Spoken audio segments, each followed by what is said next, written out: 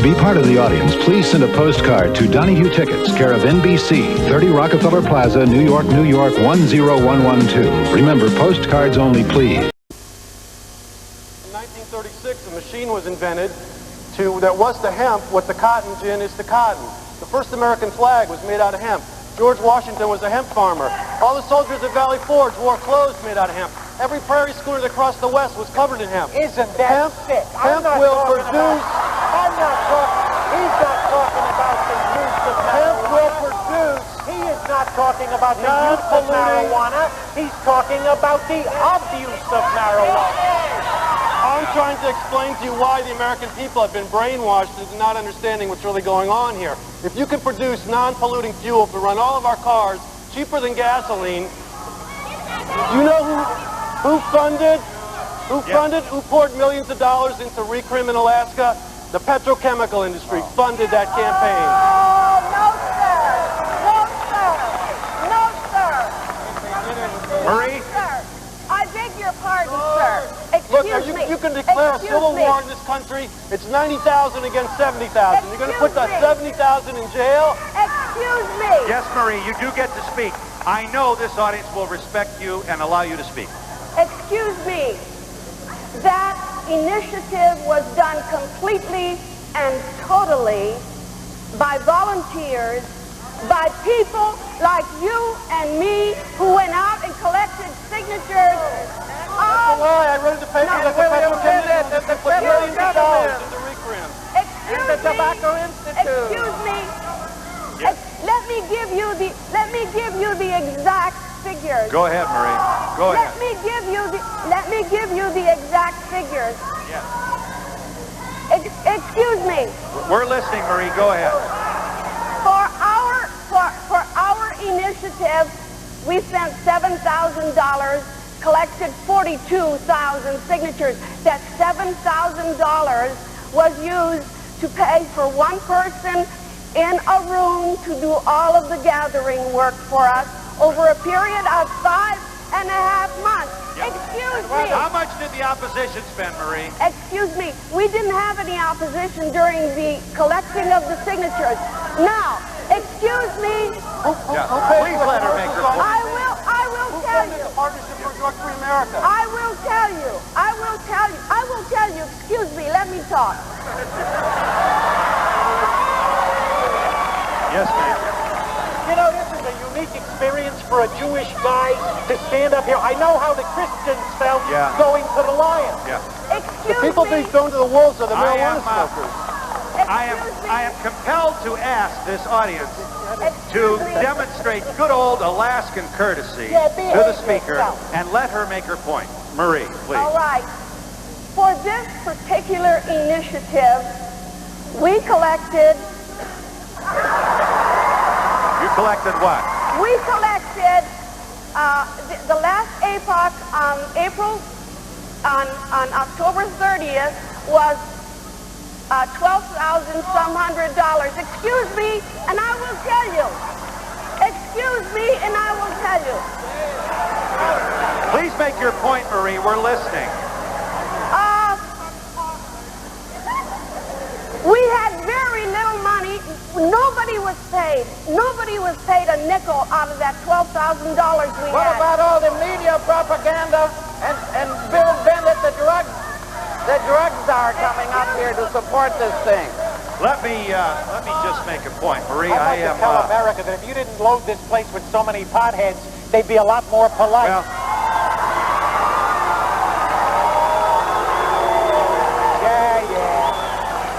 I know what you well, let me say first of all how flattered we are to have such a large crowd turn out to participate in our program.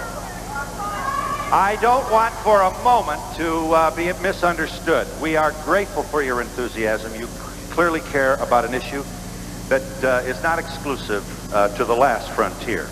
All of us all over the 50 states of the United States are struggling with this problem.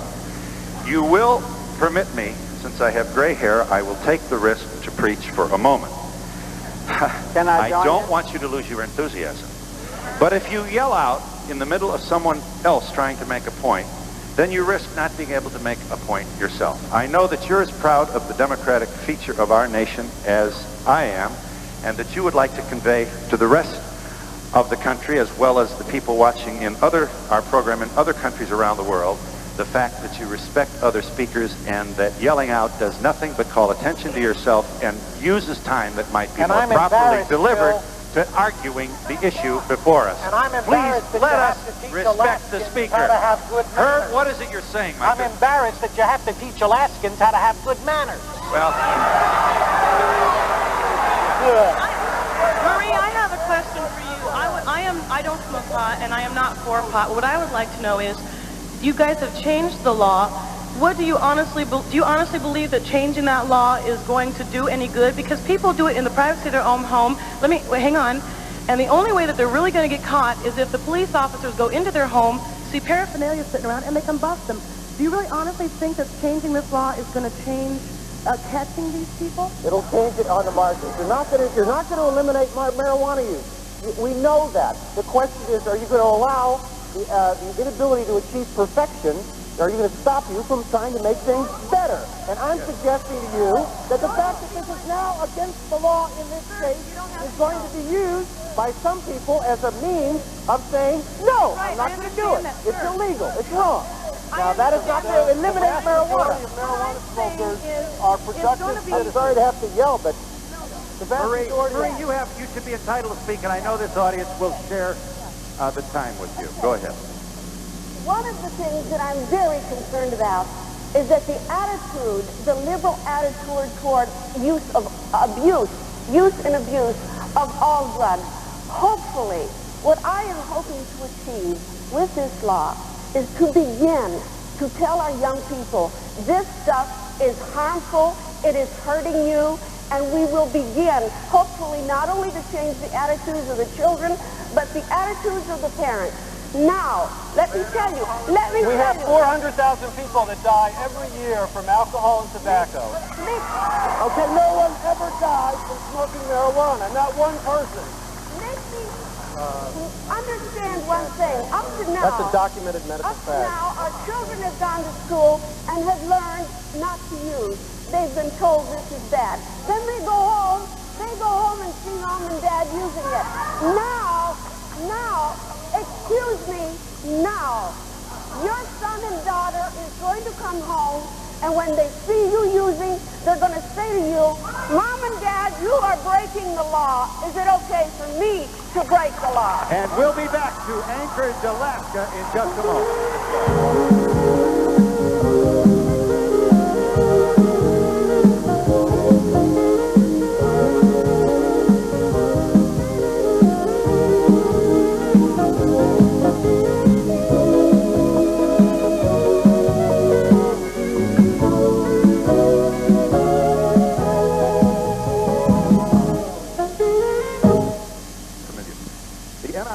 Tells us that in 1989, here are the national figures, 43% of high school seniors smoke pot at least once. The Alaska figures show that 68% of your high school seniors smoke pot at least once. You smoke more pot here per capita than do people in the lower 48. National figures show that 17% smoke pot within the last month. The Alaska figures show 45% smoke pot within the last month. Do liberal pot laws promote more pot smoking? Incidentally, there's more THC in pot today than there used to be. 3.5%. That's up from 0.5% in 1974. So you get a buzz on a lot faster with the pot that's on sale today. One more thing. A high reaches its peak within 1/2 hour of smoking and can last from 2 to 8 hours after you've smoked pot. The body takes from 1 week to 1 month to clear itself from chemicals from one marijuana cigarette. Those who oppose the liberal marijuana laws claim, and there is considerable evidence to prove, that pot impairs memory, alters the sense of time, impairs concentration, affects your ability to reproduce, impairs your speech, you have lack of body coordination, and unexpected mood changes. And I don't want that guy And I don't want can that also guy get driving bronchitis. down the highway in front of me or on the same highway as somebody that I care about. I never saw anybody smoke a marijuana cigarette and stumble down the street the way they do on alcohol.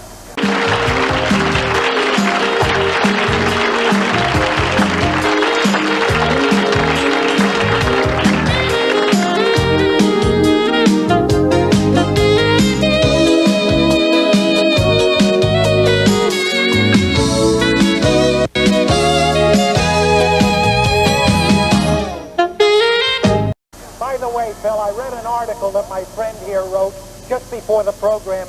The man couldn't get 10 words into the article without having to use a word that I can't say. You mean dirty words? That's right. I would as soon ride in a vehicle with somebody that had smoked a joint than somebody that had been sitting in a bar all day. And you know what? It's legal. And I think, Phil, what you're seeing is a very good example about the irrationality which was behind this initiative. Nobody seems to want to address the issue. Everybody wants to talk about how good or bad pot is. I don't care. I don't want the government in my living room, in my bedroom.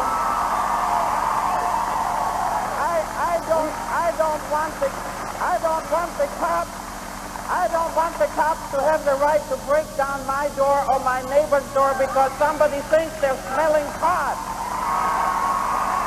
We have more people in jail right now per capita than any other nation in the world. This is an excuse for a police state.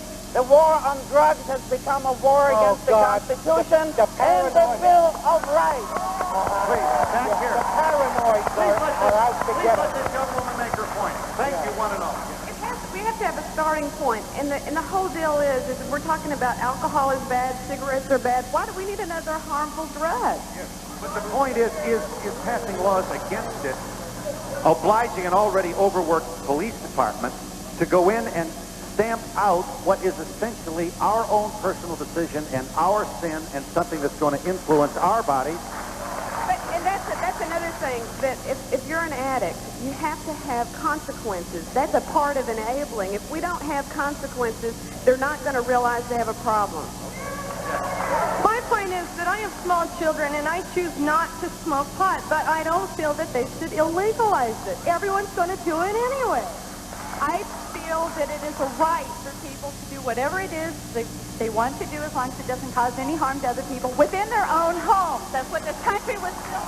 Mr. Donahue, I raised teenagers in Anchorage, Alaska in the 80s. My son was smoking at 12. There was nothing that the law said or did that could have changed his attitude toward smoking pot. I personally have called the Drug Enforcement Agency. I know of crack dealers here in Anchorage. I have called many, many times. They tell me to go in and make a buy because the police cannot keep up with the DWI, the alcohol, and the marijuana. Your position is what? My position is I'm not in favor of smoking marijuana. I'm not in favor of legalizing it. I'm not in favor of making it right to come into a home and arrest somebody that chooses to be responsible for their own right to smoke. I don't use it. You don't want the cops going into arrest. No. You're against the criminalization. That's right. I think the criminalization law is doing absolutely nothing except overworking a police force when here in Alaska we are turning criminals out. We are turning criminals out. Let me show you what the former drug czar, and why did he quit? William Bennett came to Alaska during the middle of this campaign, and this is what he said to you. And I just do not think, and I'll tell you I was the education secretary too, and given the performance of American education, the last thing I think we need is to make a drug that makes people stupid legal and more accessible. Louis Armstrong smoked pot every day of his life. He's the greatest trumpet player America ever produced. Is he stupid? No. I mean, wait a minute. This name calling is getting us nowhere. This is an example. Alcohol and tobacco are legal. I have a right, if I don't want alcohol and tobacco, to smoke pot. I'll live 20 years longer if I smoke pot instead of drinking and smoking tobacco. The government can't tell me that I have to die because of their laws. Yes, I've got a break here. I got a break. You understand that, being a talk show host yourself. And we'll be back to Anchorage, Alaska.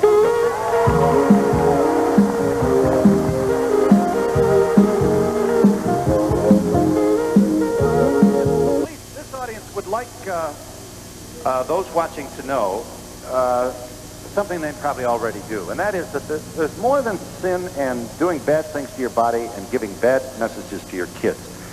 Yeah, let's go over it one more time. Drinking martinis and beer gives bad messages to your kids. Now, wait a minute. We should at least give a respectful bow to those who are concerned about privacy issues in America at a time when the evening news, we've got cops breaking doors down, and we've got people standing there in their underwear. You better make sure you're dressing well from the bottom up, because you may be on the evening news. Are you concerned about what appears to be a rootin' tootin' shootin' disregard for the Constitution as America tries to deal in a military way with its drug problem? Bill? You wanted to say, Mr. Boyko, sir. The Anchorage Bar Association, a group of professional lawyers, after listening to Senator Fritz Pettyjohn and others debate the issue prior to the election, voted unanimously. Can you imagine a bunch of lawyers agreeing totally on something? They voted unanimously to oppose this thing because it would lead to selective law enforcement. It would lead to They wanted to keep the liberal pot law. Yes, sir. Yes, not because they favored pot. I don't favor pot. I'm against all drugs. But I think when you pass laws of this kind, all you do is encourage people to be lawbreakers and scofflaws and have contempt for the law. Yeah, over here. I think that we need to be very, very careful about what we do in regard to privacy. I don't smoke pot. I have a smoke-free, drug-free home. However, if the majority of the people or the legislature decide that my Bible isn't appropriate, are they going to break down my door and take that too?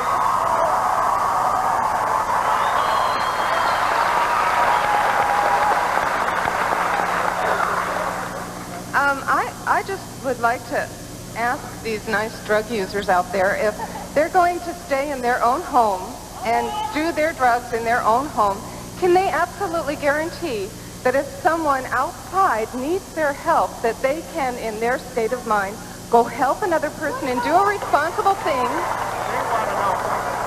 They want to know why isn't the same question appropriate for alcohol abuse?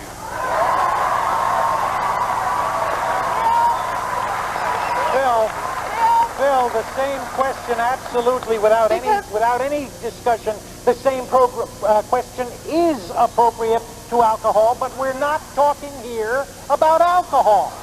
Why not? I think that alcohol and marijuana need to be opposed, if any. But not turned into I just want to crime. make sure that the people that are doing their drugs and doing it in their home stay in their home and away from my children and school. The kids are just going to rebel against it anyway, though. I mean, the more you say not to do this, they're going to want to do it. Allure, because it's naughty to do. I mean, Well, then should everything be legal? Should there be absolutely no restraint on individual behavior? Because if you put a restraint on behavior, you're going to encourage people to engage in that behavior. That's What about a freedom nonsensical. of choice? I mean, there's a seatbelt law, there's a helmet law, there's abortion law. What about a freedom of choice? Well, I think if you want to change the law, then you got to start by enforcing the old law, and then you got to start by reduction methods in the future years if you ever want to turn it around, because you can't just stop it to a whole... They agree. rumor has it, Phil, Yes, that I'd like to address this Senator Pettyjohn wants to make sex illegal because it leads to pregnancy.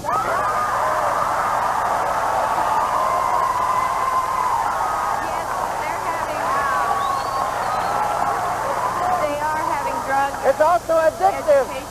It's also addictive for some people. Fortunately, I'm too old to be a... Hang on, Edgar. A first grader that I babysat came home the other day and told me that her father was smoking drugs. Come to find out, I know he does not use drugs. Come to find out that school teachers had misguided them and told them that smoking cigarettes was using drugs, which it is in a way, but I believe that they need a different way to approach it. You all speak of freedom of choice, but you're the one that recriminalized it. You guys voted for it. What are you guys talking about here? Bill, you know, there's the one thing I'd like to address is this fallacious argument about if they don't like my Bible, will they outlaw it? That insults every ability of a human being to realize that somewhere along the line there is a point at which things become ridiculous, and some of us know where that point is. Herb, I have to break here, but I have some questions for you. Just give me a second. Give me a moment with Herb. Herb, you're the talk show host. I gotta respect you. You're in a very, very noble line of work. Wait a minute. Give me a chance. Give me a chance. We know everything. It may sound ridiculous to Herb. Edgar. It may sound ridiculous to Herb to outlaw the Bible. But I lived under Hitler when they outlawed the Talmud. Edgar, does the name Donahue ring a bell with you at all? Here we go, Herb. Here we go. Here's my question. The music means we're long. Please give me this moment. If a neighbor after the time that this new law prohibiting possession of marijuana in the home becomes active, if a neighbor smells pot, can the cops break the door down to go and check? No. It's a misdemeanor, Bill. Wait a minute. I want to know if they can break the door down to go. Well, then what good is the law? How are we going to catch these people? The law specifies what crimes are severe, what crimes are break the door down. So you can't break a door down to go bust a pot smoker inside his home. Then why do we have the law talking about the commission of a felony? All right, and we'll be back in just a moment.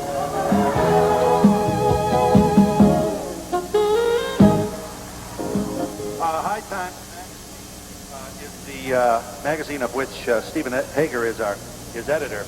Look at your 1975 cover here. This was when Alaska decided that if you're going to have 4 ounces in your home, in the privacy of your own residence, that it would not be illegal. This kind of imagery has upset not a few proud Alaskans who feel that the focus on this issue makes it look like you're all kind of Wild West, anything goes up here, and you're much too liberal. And there's a lot about Alaska that doesn't have anything to do with pot smoking. You also have to step up to the plate and be honest that your liberal laws have apparently promoted an increased use of marijuana among young people. Against these very distracting arguments, steps forward the erudite Edgar Paul Boyko and others to say, I don't like it, I don't think you should do it, I don't think anybody ought to alter their consciousness, but I don't want anybody coming into my home to tell me what I can do in the privacy of my own room. I have 2 points, and the first point is that you out there saying they're going to smoke it anyway, why not legalize it? Well, if you're going to legalize pot, why don't you legalize coke and all the rest of the drugs that we're going to do anyway? My second point is, all of you are so worried about the cops coming into your homes. Well, do they come in now when children under 21 are drinking beer and doing all their other stuff? Do they come in now? Why will they come in then? Yes.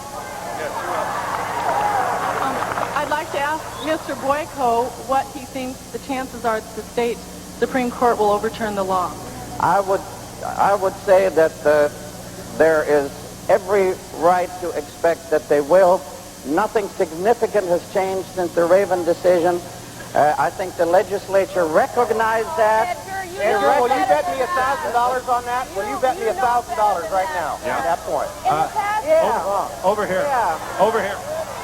I just wanted to say that I'm a school teacher, and in school we teach our children that drugs are very harmful and hurtful.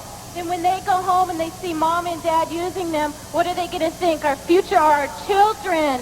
And our future does not look bright if they're brought up on pot. Yeah, but it's okay to watch whiskey, huh? Watch them booze and smoke and chain smoke. That's okay, right? And drink booze. Yeah. How do you explain the fact that you can have it in your home, but it's illegal to buy it to take it home? Is this a contradiction? That is a dumb law, and that should have been changed, but they changed it in the wrong direction. Is it possible that this would be the pin on which the Supreme Court might overturn the liberalized private possession law? No, because they created that. They created it. The voters never created that. The court did. Not the voters. Yes. Marie, you get to speak. Yes. Yes. The court indicated that at the time they decided this was okay to use, it was because it was less than 1% THC. It is now 15% here, and the use at that time was such that it was not considered dangerous. However, Go ahead, Marie. However, privacy, they made it very, very clear that if that changes, this law should be changed. Also, privacy must yield when it interferes with the welfare of others. And it is interfering. Give Marie that bag of pot there. Give her that bag. I want you to show that again, Marie. Give that to her. It's on the stage there. Please, just give it to her. Marie, hold that up. You made this early. If you joined us late, this is 4 ounces of marijuana. She wants you to know that that's a lot of pot. Show them the number of J's you can make with that. You know, Phil, I wish that Where we is could it? remember... Show them this. 290, a 19-year-old in our state had the opportunity to have 290 joints in his possession. Now, listen, this not only makes users out of our children, it makes dealers out of our children. And we'll be back in just a moment. Thank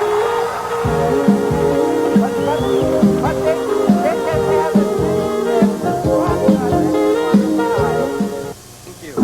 Today, the Associated Press reported that all states must suspend the driver's license of all convicted drug offenders or risk losing all federal highway funds under new legislation for President Bush. This includes marijuana. What do you got here? You got a pot? That's partially 4 ounces, but I'd like to ask if the issue is privacy, then is it all right for a person to smoke a joint each night and drive a school bus each day? But once again, is it all right for a person to drink alcohol and drive? Alcohol leaves the system much quicker than marijuana. Hold on. I got a real live doctor here who treats drug addicts. I know that because she just told me. Let's give her a moment here. Phil, this is a hoax that they're perpetuating that's saying that this is a safe drug. It's toxic. And it's bad for your system. It's bad for children. It's bad for adults. I think most people agree. All of which is irrelevant. Hold it just a moment. Should we have laws prohibiting it? Yes, but what they're selling on the streets now, the street drug, is 15% THC, and that's higher than what the UN says hash is, and hash is a felon. The potency of marijuana has not changed in 8,000 years. Well, I just wish this ought... Phil, can I make one point here? Please let this woman talk. We have only a minute left. I wanted to say there's a word that's missing from this whole conversation, and it's lack of responsibility by the people who are using anything. Phil, can I make a point? Phil, I think the bottom line is here, we have to teach our children to make better choices for ourselves, no matter what their parents or friends do. Phil, I'll tell you what the bottom line may be. The bottom line... As an adult, I should have the right to do what I want to do in my own house. If it hurts me, it hurts me. I'm not going to drive. I'm responsible. Phil, I'd like to make a point if I can make a point. The natives with alcohol, let's don't do it with marijuana. The issue is that the use of marijuana is a disease. It's a chemical dependency issue, as is alcohol. That America is an addictive society. Until we start talking about it and doing something about it, we're not going to make any progress. And today's the first day to do it. You know, we haven't even talked about the economic ramifications of this issue. Is marijuana second only to corn as the agricultural harvest crop of profit in the lower 48? No, it's the biggest crop in America. I just want to say, where are people going to buy it? It's illegal to buy it, and where there's smoke, there's fire. Marijuana makes people lazy, and our jails are packed with people who don't want to work and can't work because they're stoned. Outlaw it. That insults every ability of a human being to realize that somewhere along the line there is a point at which things become ridiculous, and some of us know where that point is.